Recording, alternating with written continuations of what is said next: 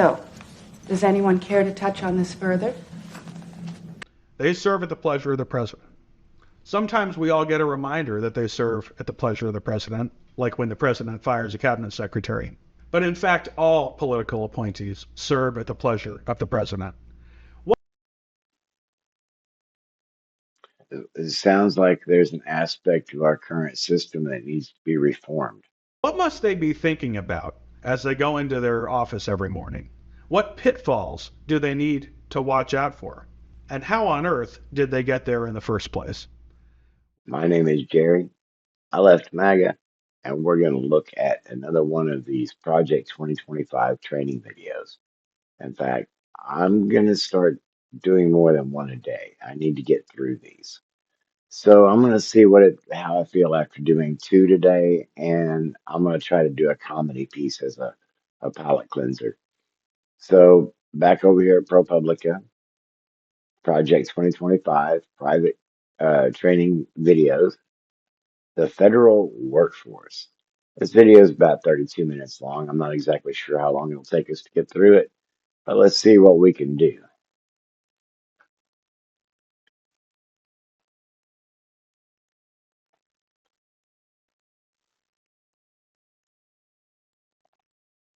Sorry, I was, disclaimers and all that. I was checking my audio levels.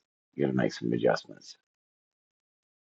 Consider this whole situation. There are just between 3,000 and 4,000 political appointees, sitting atop millions of career federal employees and bureaucrats. In the eyes of many in the world, this every 4 years Long freedom. I can't. I sat through it the once. I don't want to do it every time. All right, so yeah, it looks like I need to dial that back, maybe just a little bit more. I don't mean to be blowing people out, and my voice seems to be carrying a little bit better today than it usually does. Let's see if that'll keep it from now. It's still overdriving a little bit, but not as bad. All right, I'm sorry, folks, it was so loud. So yeah, let's see what that teaser was all about. Political appointees in the federal workforce. Hi, my name is Spencer Cradian, Oh, well, yeah, he's going to give his credentials. and I serve at the Heritage Foundation as Associate Director of the 2025 Presidential Transition Project, or Project 2025. Okay, so he works directly for the Heritage Foundation, which I don't know if anybody has picked up on it yet.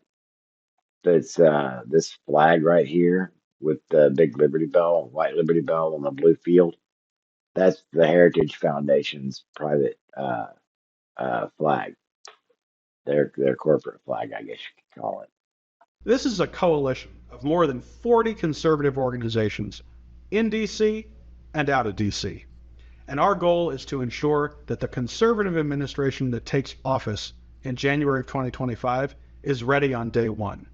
Ready with people, ready with policy, and ready with plans. Project 2025 is organized into 4 pillars. Pillar 1 is a policy book.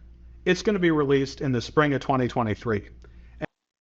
And I have a copy of it. There's a link to it in the description, by the way. And it's going to outline a conservative vision of success at each federal agency. We have almost 400 people who are contributing to this policy book. It's a lot to manage. Pillar 2 is a personnel database. We want Mr. and Mrs. Smith to come to Washington, and we're going to go out and identify and recruit people to be in this personnel database. People at high levels, people at low levels, and everybody in between. So I guess that's how Benny Johnson and Tim Pool got their press passes for the White House press room, while legacy media got kicked out. Pillar 3 is a series of trainings, just like this video. These are important because we want the people who go to Washington in 2025 to serve the next president to be well trained, to know what to expect, and to have an idea of what they can do to restore greatness to our country. And then Pillar 4 is a playbook, a game plan for each federal agency in more detail than Pillar 1, starting with the official transition period and going out all the way the first 6 months of the new administration. We need to know what at each agency needs to happen on day 1. What needs to happen on day 2, day 5, day 10? Who are the people who need to be in place, the positions that need to be filled immediately? That's Pillar 4. Each of these pillars plays a vital role in Project 2025. Boy, they sure do like collecting all their intelligence. Um, Always running their investigations and stuff. And I thought they wanted a smaller government. They're trying to fill in all these gaps. Don't even get me started on ICE. By way of introduction, I'm a former special assistant to President Donald Trump and associate director of presidential personnel. It was my job to staff the administration for the president at various federal agencies. Now we know who to blame, don't we? And I'm honored to be doing much of the same work in my role with Project 2025 from outside of government. One of the highlights of my time in the White House was that I got to work with Caitlin Stumpf. She was my deputy. And she's now also here with me at the Heritage Foundation. And the two of us are going to be doing this video together. Now, as we think about the federal government, we need to think about the federal workforce. It has about 2 million full-time non-military employees. And when you add in the contractors, the number is well more than 10 million. That's a lot of people. But the American people don't elect the bureaucrats. They don't elect the federal contractors. They elect a president. And the president's job is to faithfully execute the laws of our country. So they're going to sneak around in the shadows and help enable this.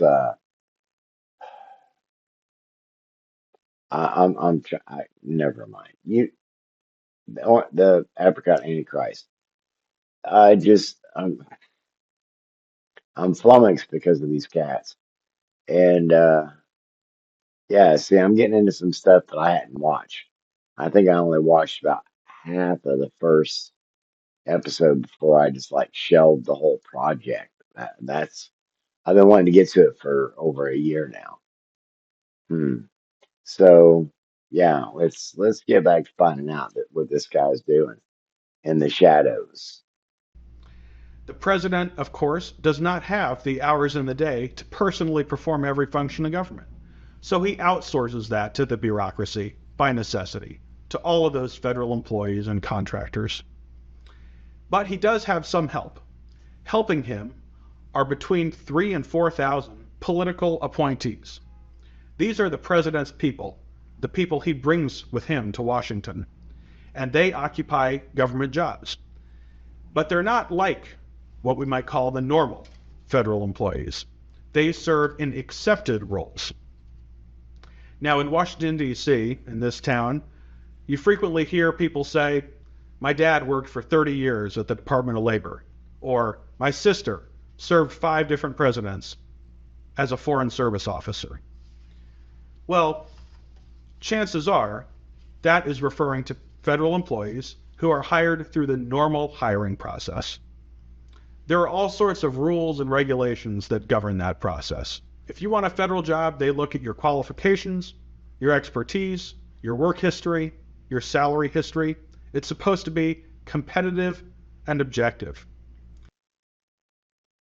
Oh, okay. So he's trying to work in the shadows, and he's sounds like he's setting up the reasoning behind why it's better to be an appointee than somebody who's gone through a traditional hiring process. Okay, that that's a shady tactic for sure, but hmm. If the Department of Energy is hiring a nuclear engineer who's going to be handling radioactive waste, clearly there are some very specific qualifications that are needed. If the IRS is hiring an HR manager, perhaps less expertise is needed. But the point is that those federal employees are not at risk of losing their jobs with a change in presidential administration. In fact, they have incredible job security. You've probably read stories or heard examples, but the federal government is notorious for its inability to fire virtually anybody. Even if an employee is in trouble, there are hearings, appeals, benefit of the doubt always granted, and it's very rare that the federal workforce will actually fire one of its own.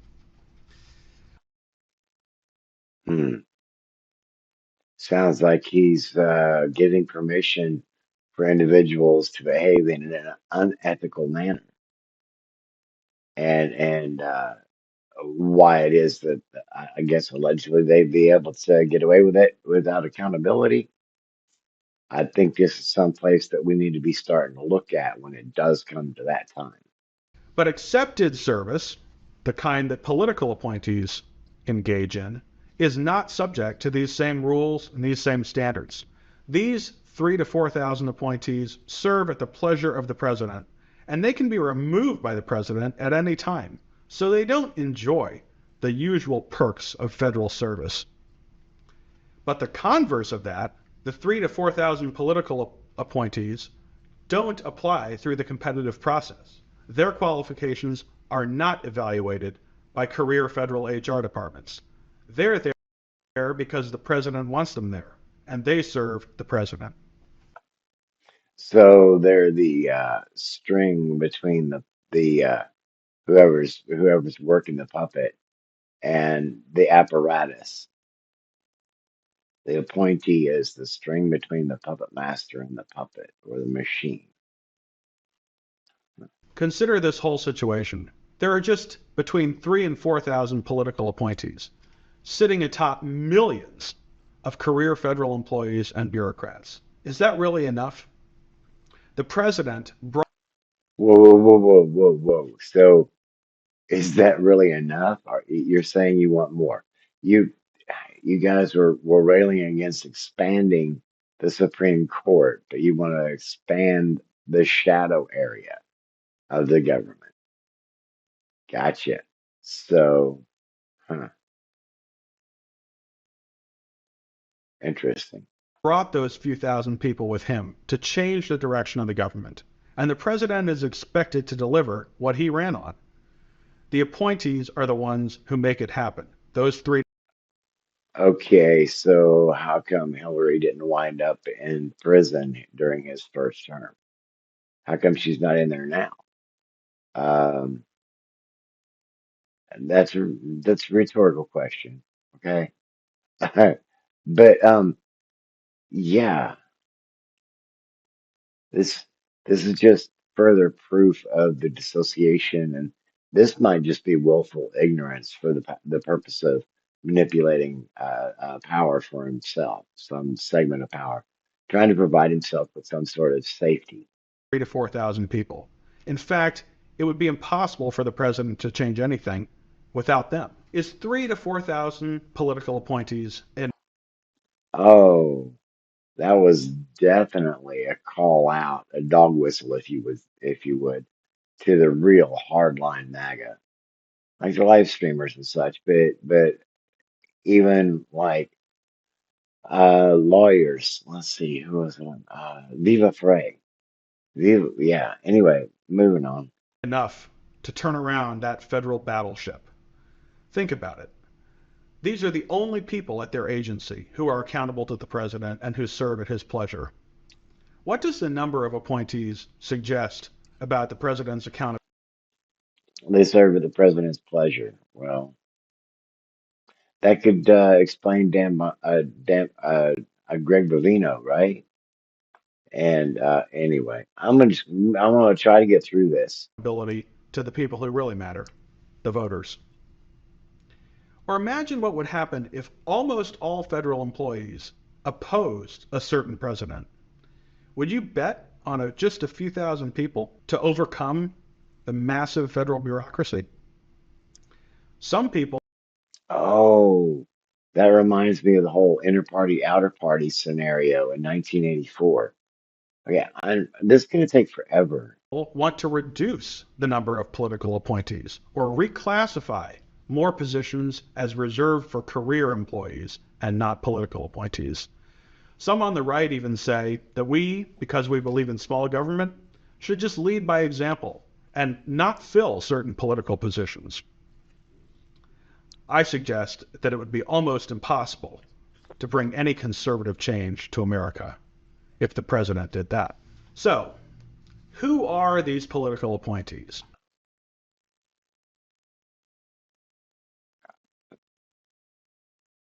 Fine, then don't let it happen.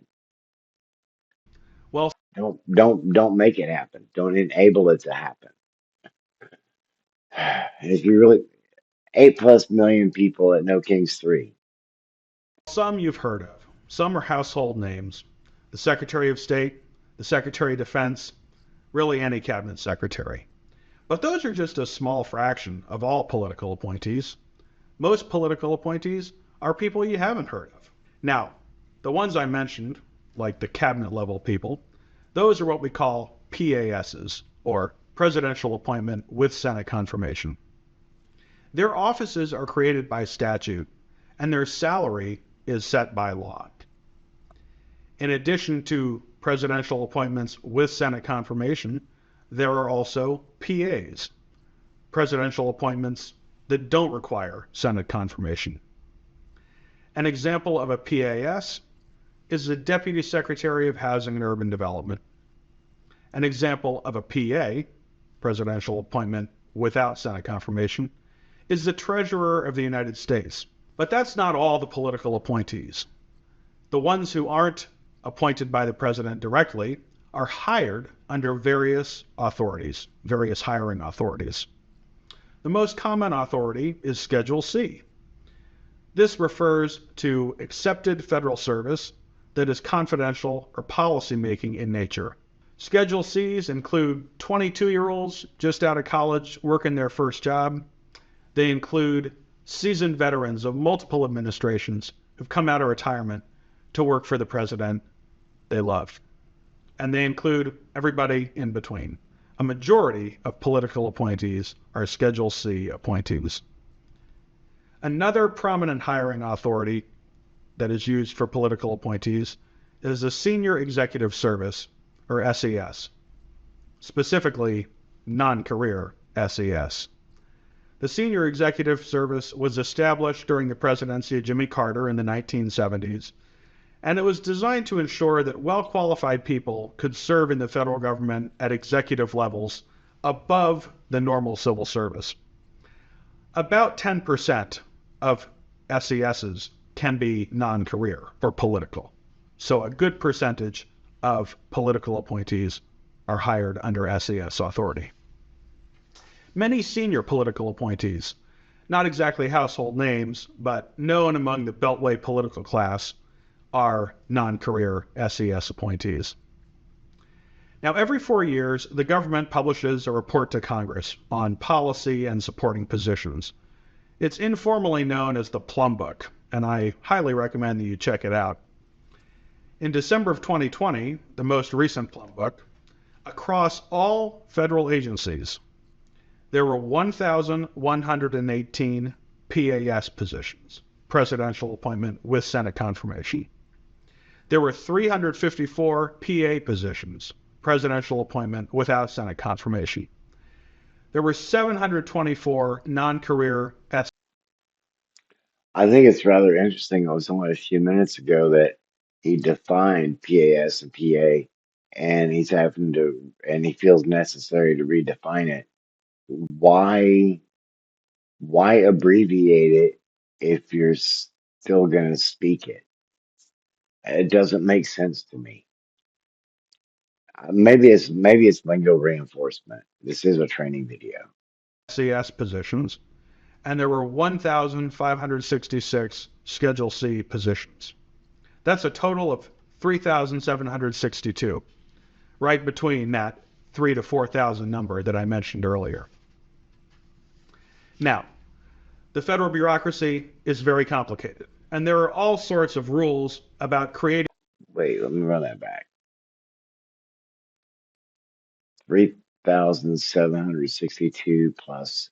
Let's go ahead and run with this high end number of 4,000. So you're talking over 7,700, round up to 7,800 government appointees, presidential appointees. And only 1,118 of those have Senate confirmations. So that's 1/7 roughly. Uh, yeah, roughly 1/7. Wow. 4,000 number that I mentioned earlier. Now, the federal bureaucracy is very complicated, and there are all sorts of rules about creating new positions that are accepted. There are all sorts of rules about what happens when someone who's nominated for a Senate confirmed position is still awaiting confirmation by the Senate, and who can be acting in that role in the meantime. But those are stories for a different video. For now, think about those approximately 3,700 political appointees that I mentioned. They serve at the pleasure of the president. Sometimes we all get a reminder that they serve at the pleasure of the president, like when the president fires a cabinet secretary. But in fact, all political appointees serve at the pleasure of the president. It sounds like there's an aspect of our current system that needs to be reformed. What must they be thinking about as they go into their office every morning? What pitfalls do they need to watch out for? And how on earth did they get there in the first place? Well, as I mentioned, Caitlin Stumpf was my deputy at the White House and is now my colleague at the Heritage Foundation. And Caitlin's going to explain a little more about how these people did get to where they are. So, we just learned about several types of federal jobs. And I bet you're wondering, how can I obtain a political appointment in the next presidential administration? Well, the answer is PPO. PPO stands for the Presidential Personnel Office. It's an office in the White House that acts on behalf of the president to meet his staffing needs. It is structured like many other offices in the White House. There's a director who is an assistant to the president, perhaps a deputy director and associate directors who are often special assistants to the president, and various other staff who report to the director and his associates. The main mission of PPO is to identify, recruit, and evaluate candidates for all political appointments and nominations across the federal government. So it's to use corporate terms, it's a headhunting crew. Some questions that PPO may help answer include: who will be the ambassador to France? Who will be the chief of staff at the Department of Commerce? Who will serve as a senior advisor to the Secretary of the Treasury? And She seems to be just like floating through just how much power, how much influence, that's what I'm looking for, how much influence they can leverage. who will fill that entry-level position at the Department of Housing and Urban Development? This is where PPO comes in. Now, each role is unique, and for those higher-level positions, such as the ones in the president's cabinet, the president likes to select those people himself. However, PPO can still have a role to play here. They can still identify and pass along candidates to be interviewed by the president. It depends on the administration, but the director of PPO and the president will meet to go over 3 important topics: new and upcoming vacancies, the ongoing nomination process, and how the political appointees across the federal government are serving the president. There are 2 important points to remember when thinking about PPO and staffing. First, for higher level positions that require Senate confirmation, it is up to the Senate to determine when to convene and vote on these nominees. Second, PPO focuses on federal agency hiring, not White House hiring. So, each head of every White House office is able to staff his or her own office. PPO shapes the various federal agencies because it is the entity that acts on behalf of the president to.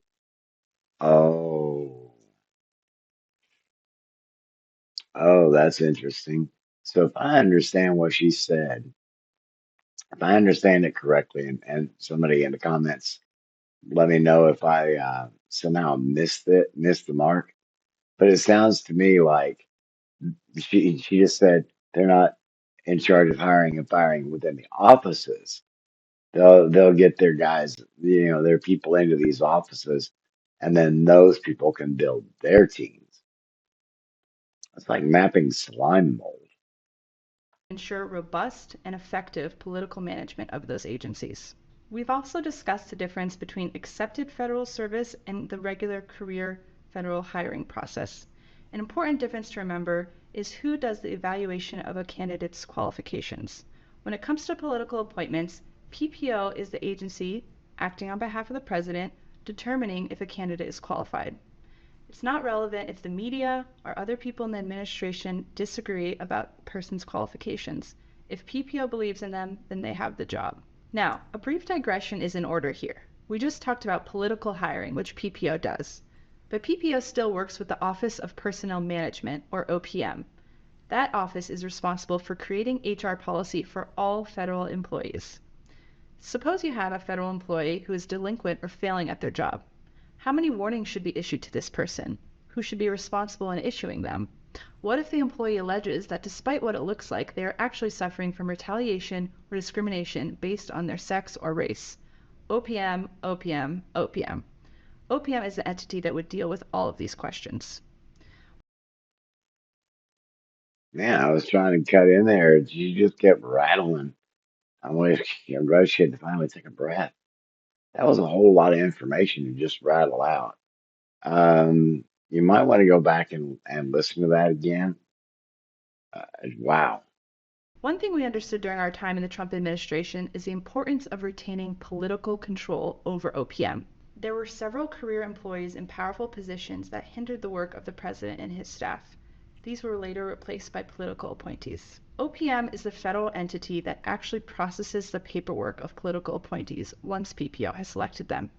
It is vital for PPO and political leadership of OPM to have a productive working relationship and to speak regularly about personnel strategy. If PPO is the who, OPM is the how. Once PPO selects someone to be hired, OPM is responsible for onboarding them. There are many issues that affect the federal workforce that go beyond the typical HR issues we are all familiar with. For example, how many political appointees are there? Can there be any new roles created? Which positions, if any, are reserved for career federal employees and why? Which federal employees are considered essential during a pandemic, a blizzard, or a government shutdown? Under what authority should non-career federal employees be hired? And what is the process for converting a Schedule C employee into a career federal employee? OPM makes crucial decisions about these sorts of things. OPM also has an important role to play when it comes to security clearances. Political appointees, especially those at the Senate-confirmed level, require security clearances to complete their jobs. OPM plays a role in the speed of this process. Because personnel is policy, as the saying goes, PPO is in many ways the key to a successful administration. But if PPO and OPM do not have alignment, there will not be any success. Oh, oh, that was shady too. So, yeah, it just takes one little hiccup in the machine and you don't get the lubrication to move forward. So, PPO, the Presidential Personnel Office, decides who gets a job as a political appointee. And OPM, the Office of Personnel Management, makes it happen. But what does the process look like for you, the prospective? Wow. So, yeah, that's a very mob-like structure. I mean, I'm not surprised, like George Carlin pointed out, and I think it's probably still true. But America is the only country that mentions rockets and bombs in its national anthem. Somebody please fact check me on that. I hope Uncle George is still right. Appointee? Well, first, you should assess your own interests and your own qualifications. Do you believe in the president's vision? Do you believe in the agenda that he set out during the campaign? Or are you just looking to advance your own career? Is that why Marco Rubio got put that through that humiliation ritual with those missized shoes? Oh my goodness! And the whole loyalty tests. This is where it's all coming from. You can't be a political appointee if you don't believe in the president's vision. It's a tough job, too. You need to be willing to work long hours, to work on weekends. You need to be willing to implement the decisions of your bosses and not just march to the beat of your own drum. You got to be a team player for the boss, the president. Think about what the president campaigned on. Think about what he promised the people who voted for him. What do they expect from the president? And what do How about no new wars? That was something. And apparently the Iran deal was kind of a sticking point for some folks. I was out almost 3 years ago. Well, I was out 3 years ago. I just didn't make it official until July of 23. they expect from you? The president can't do it all on his own. He doesn't have the hours in the day. Some of it has to be done by the political appointees. So what are you going to do? And what are you going to do when the media goes after you? What are you going to do when the going gets tough? Those are questions that you need to be asking yourself if you're interested in being a political appointee.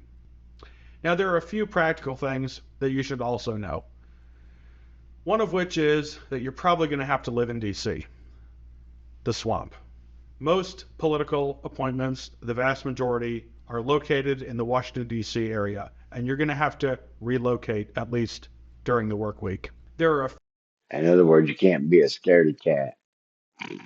few positions like state directors at certain agencies and regional administrators at certain agencies that are located outside D.C.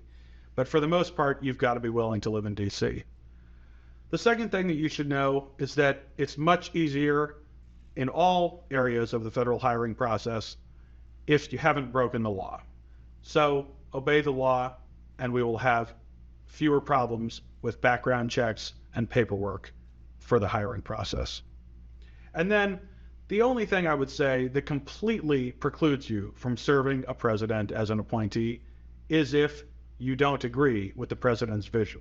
If you're going to wreck, undermine, and take cheap shots at the president or at other people in his administration, then you definitely cannot be a political appointee. I also recommend that you familiarize yourself with the Plum Book, which I mentioned earlier. It will give you an idea of what positions are available for political appointees, what titles they have, what kinds of positions they are. It'll also give you a little bit of an indication about pay. Now, most federal employees are paid along the general schedule, or the GS, and it's a good approximation of what you'll expect to make as a political appointee. Note that in DC there is locality pay, which reflects the fact that it's more expensive to live here than in most of America. But also remember, Oh, they can do a locality tax for government workers, but they can't give a housing allowance. And man, that PPO decides how much to pay its appointees within the scope of the law. And you are not going to be on the normal federal hiring process, and you aren't necessarily going to be on the GS scale, the GS schedule. But it's a good approximation of what you can expect. If you're making millions of dollars a year in the private sector, then you're certainly going to get a pay cut if you become a political appointee. If you're just about to graduate college and looking for your first job, then being a political appointee might seem like a lot of money. And then, of course, there's everybody in between. But you and your family should have realistic expectations regardless, and you should familiarize yourself with the general schedule and the Washington, D.C. locality pay. If you want to be an appointee, I also recommend that you network. Network, network, network. yes, networking is important. Um, it is it it. I'm not grinding on it nearly hard enough here in St. Louis, but I'm hoping that as the weather improves, that I can help. Yeah, that I can change that for myself. We got thunderstorms here today, which is April 1st, 2026. So yeah, no April Fools for me today. I'm in a pretty serious mood. Everything in DC is about who you know. So get involved in politics, volunteer for candidates and causes you care about, go to happy hours, go to events at conservative organizations and on Capitol Hill, and always treat others with respect because you never know in Washington where your next job is going to come from. It's not unusual at all to work for someone who was once your intern. So, when you're being considered for a political appointment, you're going to interview with PPO, the Presidential Personnel Office. Let's assume that you're not being considered for a cabinet level role. You'll probably meet with 1 to 2 PPO staff who have a certain portfolio, and they're going to interview you for a position. Sometimes they are considering you for a specific position, they have you as a candidate in mind, and sometimes they're just getting to know you and figuring out your qualifications and trying to determine where you would best fit in the administration. Caitlin and I have done hundreds of these interviews. In addition to the typical questions that you're going to get asked at any job interview, PPO is probably also going to ask you to describe your political views, to talk about what attracted you to the president's campaign. PPO is going to ask you to talk about what you want to do on behalf of the president at the relevant agency. PPO. Oh boy, yeah, that's how they find the real deep loyalists to get in there and what's a good analogy? Um, Agitators. I'm just going to use the word agitators. Also might ask you to name some public figures or other politicians whom you admire, who you look up to. That's all part of the PPO interview process.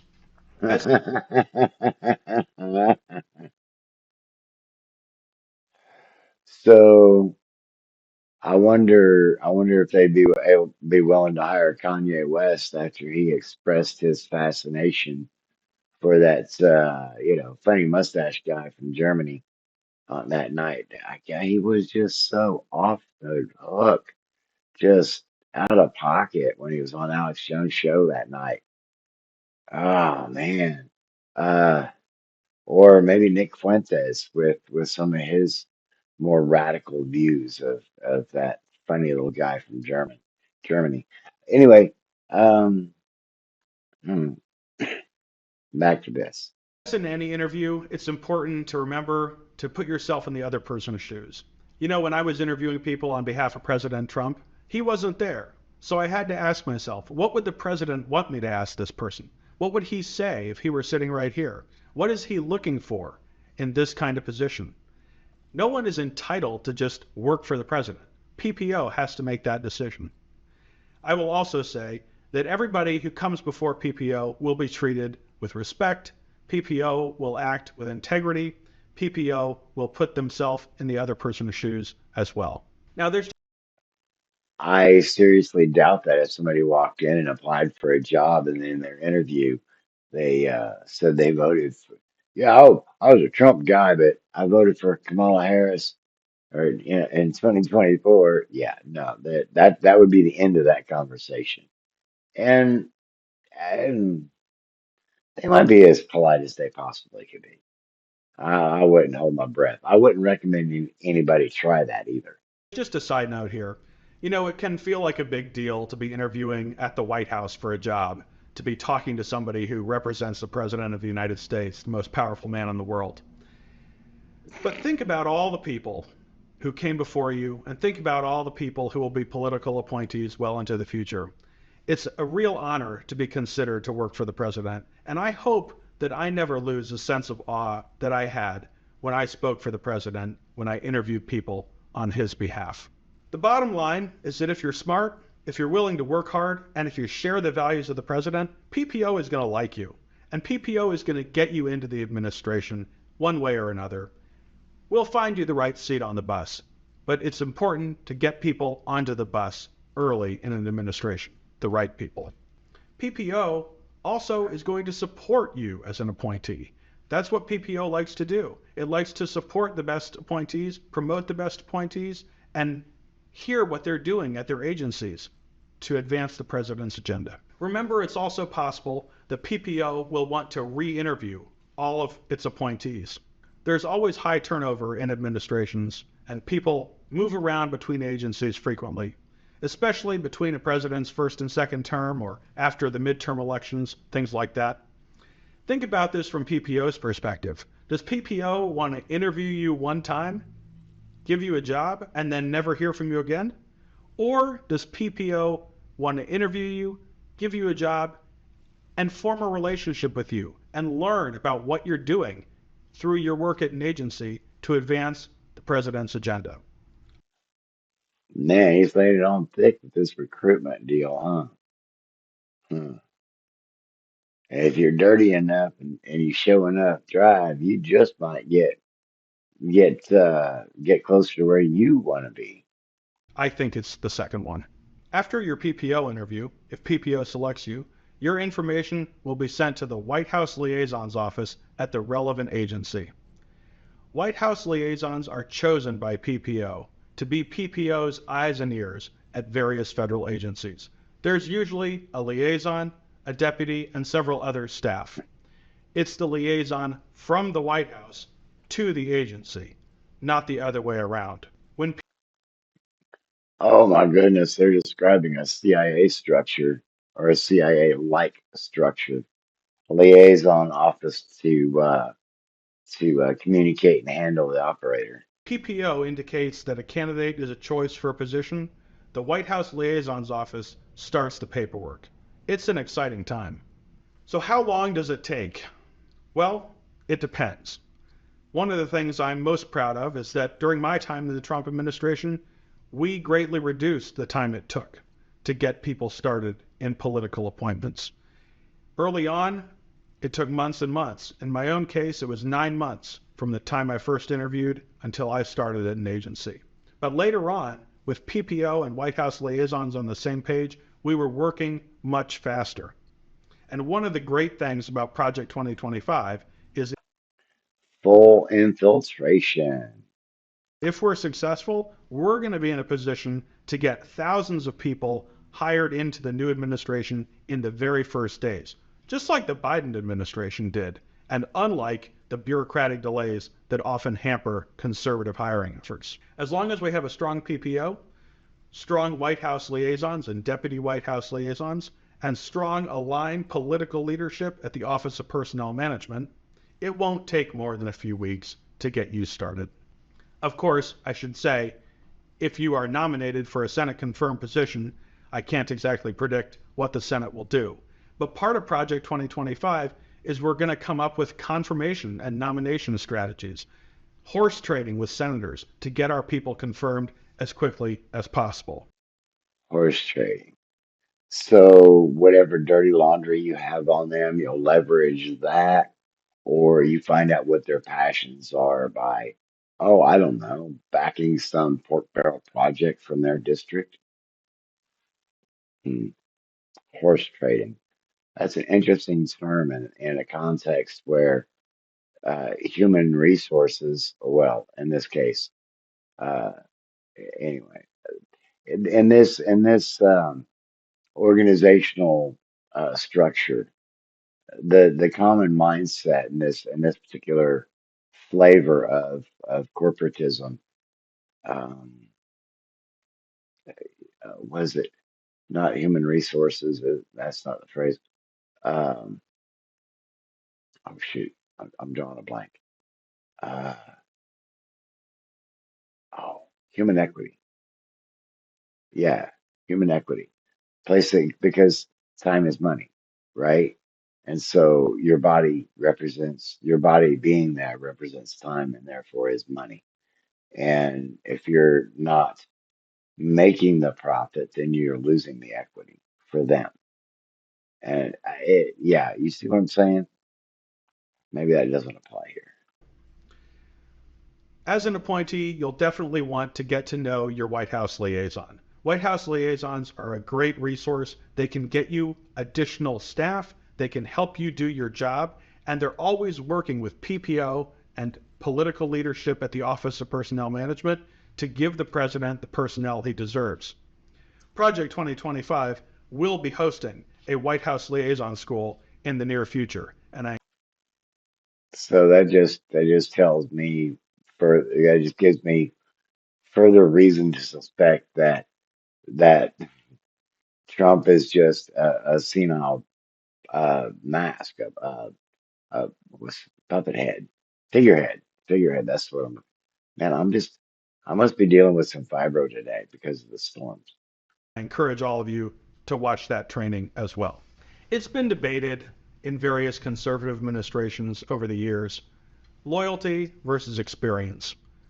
There are good arguments that loyalty and ideology in political appointees are more important than experience.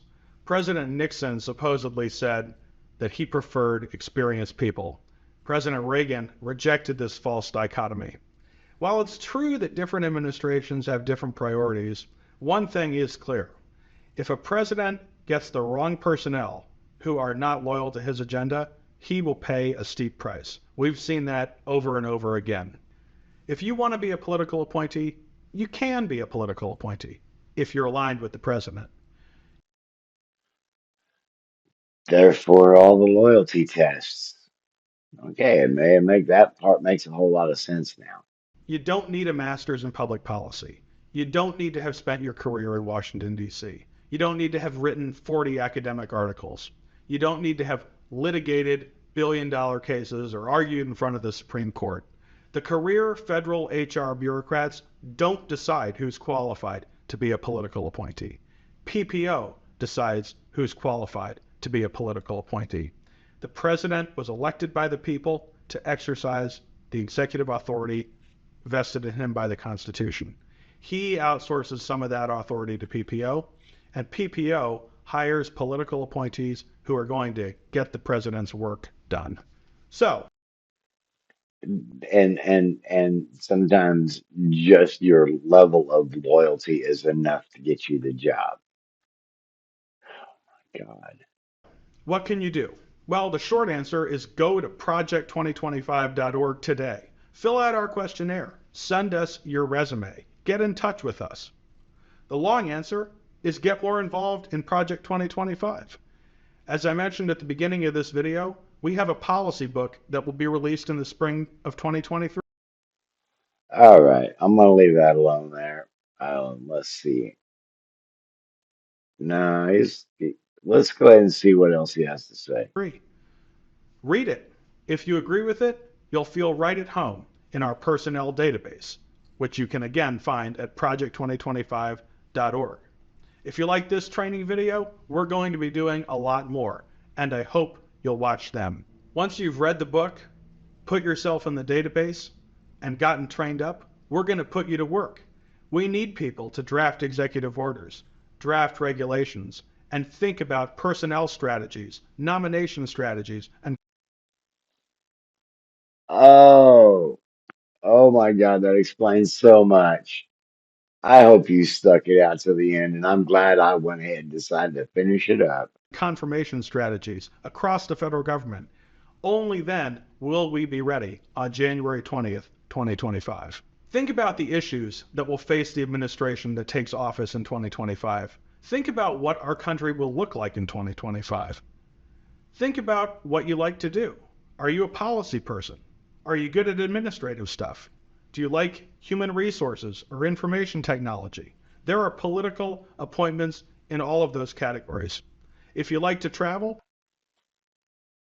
IT. So that explains the Barack and Michelle faced monkeys and that crazy clip that was promoted by the White House a while back because I saw that circulating in Deep MAGA before Deep MAGA was Deep MAGA. I mean, oh wow. maybe advance would be good for you because the president and the secretaries take a lot of cool trips. If you want to be in political communications, you're halfway there already if you're a good writer. Have you worked previously on Capitol Hill? Have you worked for a governor or state legislators? There are a lot of political appointments where that experience can come in handy. As long as you share the values that must drive the next administration, as long as you're willing to work long hours on behalf of the president and his priority, and as long as you demonstrate courage under fire and a proven track record of holding firm under pressure, you can be a political appointee. You can bring the conservative change to Washington that we all need. Visit project2025.org today and put yourself in contention for a role in the next administration. Thank you so much for watching this training video. I hope you'll stay. Wow. All right. So yeah, I'm gonna have to go back through. I'm actually gonna have to go back through and grab clips out of these. I'm gonna wait till the end of this because this is episode 5 of 24. So once I get done with all four of the episode or all 24 of the training videos, then I'll go back through and I'll grab all my favorite clips, all my oh that makes sense moments. If I'll be able, I think I'll be able to remember them all. Anyway, so yeah, okay, that makes sense. 32-minute, 33-minute video, about 50 minutes. That makes sense. Uh, if you hung out to the end, I appreciate it. It tells me that you're looking for the information, trying to get what you need to try to help figure out what we're gonna do after all this is gone. Well, not gone, but once it all falls apart and we have to clean up this mess. Yes, I'm saying we. I helped create it, but I've also been fighting against it for 3 years. So